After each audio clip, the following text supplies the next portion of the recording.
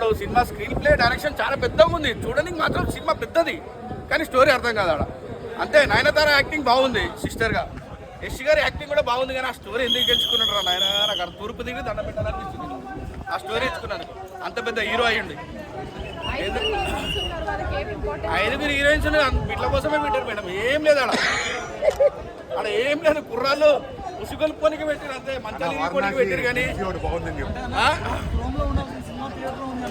అంతే భయ్య. ఫోన్లలో ఉండాల్సిన సినిమా థియేటర్లో ఉంది అంతే కానీ, కాకపోతే చూడడానికి మాత్రం కొత్తదనం కనిపిస్తుంది.